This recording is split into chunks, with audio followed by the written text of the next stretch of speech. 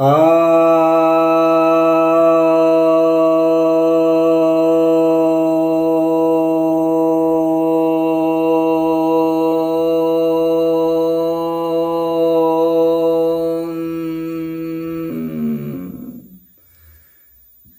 भक्तजनों को सप्रेम नमन।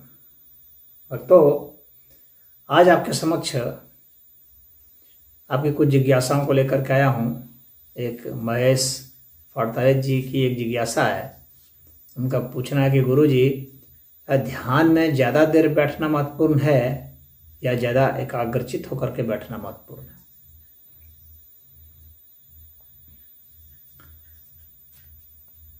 ज़्यादा तेज दौड़ना महत्वपूर्ण है या ज़्यादा दूर तक दौड़ना महत्वपूर्ण है? दोनों ही महत्वपूर्ण होते हैं। आपको ज़्यादा देर तक भी बैठना पड़ता है और एकाग्रचित होकर के बैठना पड़ता है। यानी ज़्यादा देर तक एकाग्रचित होकर के बैठना है। थोड़ी देर तक एकाग्रचित रहेंगे तो उस थोड़ी देर से आप बहुत थोड़ी चीज़ ही अनुभूत कर सकते हैं। जितना ज़्यादा देर तक एकाग्रचित रहेंगे, इसका मतलब है कि उतना ज़्यादा देर तक हम लोग का जो शरीर के जो पदार्थ हैं, जो ऊर्जा है, वो उस तरफ गति करेगी। और एकाग्रचित होकर के बैठना इससे भी ज़्यादा महत्वपूर्ण है, ध्यानस्थ होकर के बैठना। एकाग्रचित का अर्थ हो गया कि चित्त जो है हमारा एक स्थान पर है। तो एकाग्रचित अवस्था जो होती है, यह ध्यान की अवस्था नहीं होती है, यह धारणा की अवस्था होती है। बहुत लोगों को कन्फ्यूजन होता है कि एकाग्रचित अवस्था को वो ध्यान कहा जाते हैं। ध्यान नहीं है, वो ध्यान के पहले का स्टेज है।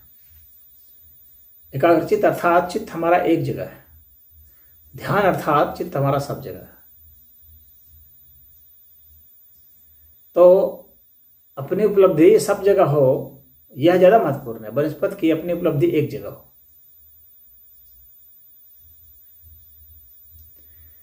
तो जब हमारी उपलब्धता सभी जगह होती है तो हम उसे ध्यान कहते हैं। धारणा की परिपक्व अवस्था है वह ध्यान। एक तांता ध्यानम कहा गया है। जब एक तान से एक ही लहर से समझ लें, एक तरंग जैसा पूरा शरीर, आपको पूरा चित्त जब हो जाए, तब समझना चाहिए कि हम ध्यान में हैं। और ध्यान जो है वह क्रिया नहीं है, धारणा क्रिया है। यानी एकाग्रता जो है वह क्रिया है। तो हम एकाग्रचित हैं अर्थात क्रिया में भी है। और क्रिया जब भी होती है तो वहाँ पर एक हीट जनरेशन होता है, गर्मी पैदा होती है, क्योंकि क्रिया से थकावट भी होती है। तो एकाग्रता जो है वह परिश्रम है, जबकि ध्यान जो है वह विश्राम है। एकाग्रता जो है श्रम है, ध्यान विश्राम है। ध्यान में कुछ करना नहीं होता है, होना होता है। एकाग्रता में कुछ करना होता है। चूंकि करने की टीडिक बराबर हम लोग की रही है, तो करने की भाषा समझते रहे हैं, इसलिए एकाग्रता होती है। पहले एकाग्रता बताया जाता है। एकाग्रता मतलब हमारा चित्त एक पर है। एक है मतलब हम फोकस्ड हैं। यानी कोई एक चीज है कि आप उस एक चीज को कितने समय तक देख सकते हैं। आप उस एक चीज को सिर्फ एक क्षण देख सकते हैं, रियल सेंस में। आप बहुत देर तक नहीं देख सकते, क्षण मात्र ही देख सकते हैं। उसके बाद उसके बाद फिर वो चित्रा जाएगा। क्यों? क्योंकि कोई भी जो एक चीज है वह कई चीजों से बनी हुई है और कईयों से जुड़ी हुई है। यानी उसका कॉन्स्टिट्यूशन भी है, कुछ उसके कॉन्स्टिट्यूएंट्स हैं जिनसे वह बनी है। तो अगर आप उसको बहुत फोकस करेंगे तो क्या होगा कि आप उसके जो कॉन्स्टिट्यूएंट्स हैं, जिस चीज़ से वो बनी हुई है, उसमें भी आपका ध्यान जा सकता है। यानी आपकी धारणा जा सकती है, आपका चित्त जा सकता है, उसके विषय में आपको पता चल सकता है। या उसके इर्द गिर्द जो हैं उसमें जा सकता है, जो कि उससे जुड़े हुए हैं, जिससे वो संबंधित है। और ध्यान में क्या है, हर जगह आपकी उपलब्धता होती है, फैल जाता है वो। रोशनी जो है छितरा जाए पूरे कमरे में, वह है। और एकाग्रता जैसे लेजर बीम हो, तो एक लेजर बीम की तरह जो है वो तो एकाग्रता हो गई, और पूरा का पूरा जो है कमरा नहा गया और पता भी नहीं चल रहा है कि सोर्स कहाँ है, क्योंकि कमरे का हर कण कण जो है वो आलोकित हो गया। तो आपको सोर्स का भी पता नहीं चलेगा कि सोर्स है कहाँ। जब तक सोर्स का पता चल रहा है, जब तक आपको मालूम है ये सोर्स है, तब तक जो है वह ध्यान की अवस्था नहीं है, धारणा की अवस्था है। वह एक देवत्व की अवस्था होती है, एकाग्रता होती है, ऊर्जा के तल की अवस्था होती है। लेकिन पूरा कमरा ढहा गया और कमरे का एक एक अणु अणु जो है वो आलोकित हो गया, वह अवस्था जिसे ध्यान की है, वो विश्राम की अवस्था होती है।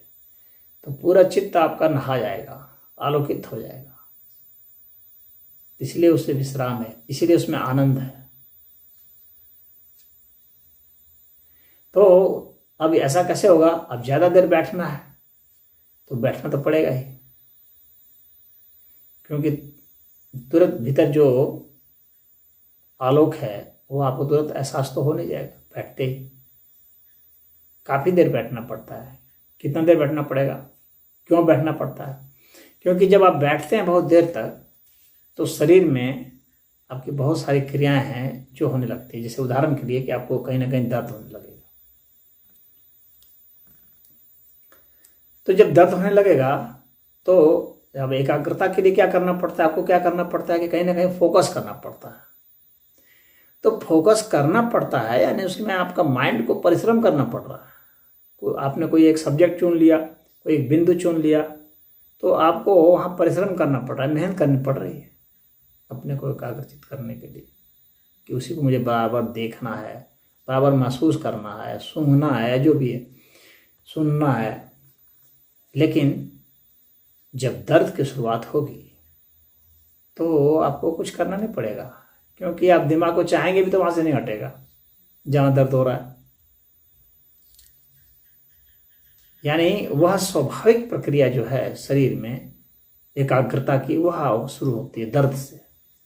और बाकी जो चीज़ हम लोग को ये ट्यूशन के रूप में बता दिया जाता है कि वो एक बिंदु को देखो तो उसके लौ को देखो, तो तारे को देखो, तो चांद को देखो, तो सांस को देखो, तो ये सब जितने भी चीज़ें हैं, तो इसमें हम लोग को जो है अपने दिमाग को लगाना पड़ता है। हम लोग का दिमाग भाग भाग के कभी इधर जाता है, कभी उधर जाता है, कभी ये सोचता है, कभी वो सोचता है, कभी सोता है, बहुत सारी चीज़ें होते रहती है जब आप ध्यान साधना में बैठते हैं।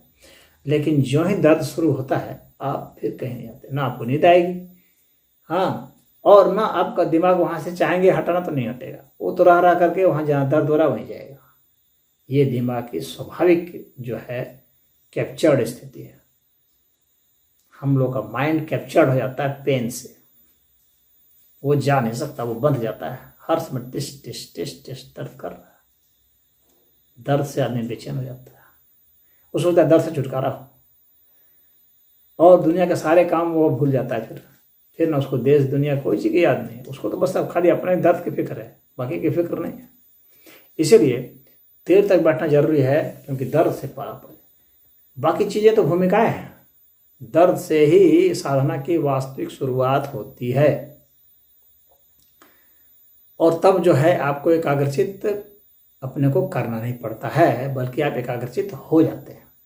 और वही जब दर्द की पराकाष्ठा होती है, यानी तरंग, दर्द की तरंगें पूरे शरीर में फैल जाती हैं, तो पूरा शरीर धीरे धीरे आलोकित होने लगेगा, पूरे शरीर में एक वाइब्रेशंस होगा। अब इसका मतलब है कि वो धारणा धीरे धीरे ध्यान में बदल रही है। पूरे शरीर में आपको रोमांच महसूस होगा, पूरे शरीर में तरंगें महसूस होंगी, पूरे शरीर में गर्मी महसूस होगी, ताप, पूरे शरीर में प्रकाश महसूस होगा, पूरे शरीर में चुंबकीय धारा महसूस होगी। तो यह जो है ध्यान की स्थिति होगी। इसीलिए ज़्यादा देर तक बैठना जरूरी है, लेकिन एकाग्रचित हो करके बैठना जरूरी है। तो पहले तो आप सांस पर करेंगे, लगाएंगे अपने को, दिल की धड़कन में लगाएंगे। लेकिन जब दर्द की शुरुआत होगी तो आपको कुछ नहीं लगाना, खाली बैठे रहना। आपका बस वही संकल्प ही काफ़ी है कि मुझे बैठे रहना है, उठना नहीं है। जब दर्द की तरंग पूरे शरीर में फैल जाए तब समझिए कि आपका वास्तव में आपकी साधना प्रगति पर है। ये नहीं कि थोड़ा दर्द हुआ, यहाँ से यहाँ तक दुखने लगा, उसके बाद उठ के भागे, घुटने में दर्द होने लगा, कमर में दर्द, भागे उठ के, तो नहीं। पूरे शरीर में दर्द की तरंगों को फैल जाने दीजिए, तो वह ध्यान साधना होगी। इसीलिए बैठना ज़्यादा जरूरी है, ज़्यादा देर तक बैठना जरूरी है। और एकाग्रता के साथ, तो वहाँ एकाग्रता जो है वो अपने आप जब हो जाएगी, आपको करना नहीं पड़ेगा, अपने आप हो जाएगी। उसमें करना क्या पड़ेगा? आपको करना सिर्फ संकल्प पड़ेगा।